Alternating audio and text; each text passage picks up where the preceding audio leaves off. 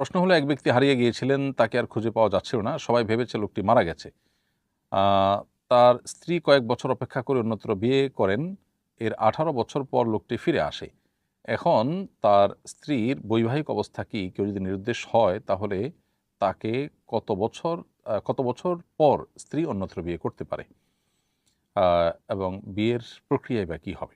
খুবই গুরুত্বপূর্ণ একটি প্রশ্ন। প্রিয় দর্শক, আপনার প্রশ্ন উত্তর হলো যে কেউ যদি নিরুদ্দেশ হয়ে যান বা হারিয়ে যান, এবং তার স্ত্রী যদি বিবাহ বন্ধন মুক্ত হয়ে অন্য কারোর সাথে বিবাহ বন্ধনে আবদ্ধ হতে চান, তাহলে তার প্রক্রিয়া হবে যে তিনি মুসলিম বিচারকের কাছে নালিশ দায়ের করবেন বা অভিযোগ দায়ের করবেন তার স্বামী নিরুদ্দেশ, এবং নিরুদ্দেশ হওয়ার সপক্ষে সাক্ষী সহুদ যা যা তার কাছে আছে সেগুলো প্রমাণ ইত্যাদি পেশ করবেন।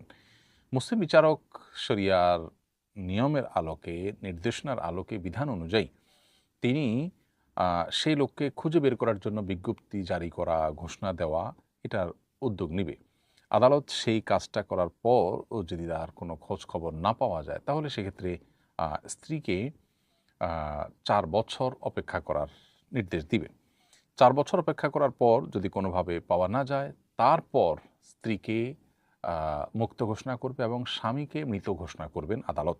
এরপর স্ত্রী 4 মাস 10 দিন ইদ্যত পালন করার পর অন্য কোনো ব্যক্তির সাথে তিনি বিবাহ বন্ধনে আবদ্ধ হতে পারবেন।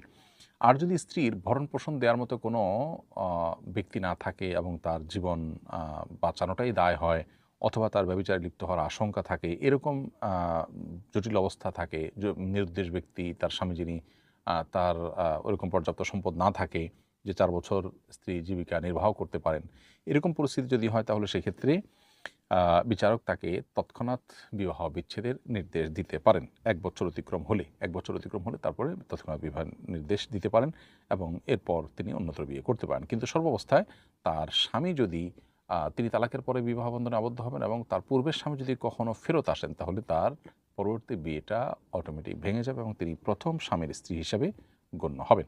ওলামায়ে আহনাফ বা হানাফি মাযহাব ওলামায়ে কেরাম এক্ষেত্রে অনেক বছর অপেক্ষা করার যে মতামত ছিল, এসব মতামতের পর এখন ফাইনালি ওলামায়ে কেরাম সারা সাবকন্টিনেন্ট ব্যাপী এবং গোটা দুনিয়ার হানাফি ওলামায়ে কেরাম মোটামুটি এই মত এর উপর তারা মোটামুটি স্টাবলিশড এবং এই মতের উপরে তারা আমল করেন এবং ফতোয়া দিয়ে থাকেন। আর অন্যান্য ওলামায়ে কেরামও এরকম মতই প্রায় দিয়ে থাকেন। অর্থাৎ যুগ যুগ ধরে অপেক্ষা করতে হবে স্বামী নির্দোষ হয়ে গেলে কোনো নারী বা কোনো স্ত্রী, এরকমটি কোনো ওলামায়ে কেরাম এখন ফতোয়া দেন না। সব মিলিয়ে কোরআন হাদিসকে সামনে রেখে তারা গবেষণা করে এরকম একটা যৌক্তিক সময়সীমা নির্ধারণ করে তারপরে অন্যত্র বিবাহ বন্ধনে আবদ্ধ হওয়ার অনুমোদন দিয়ে থাকেন।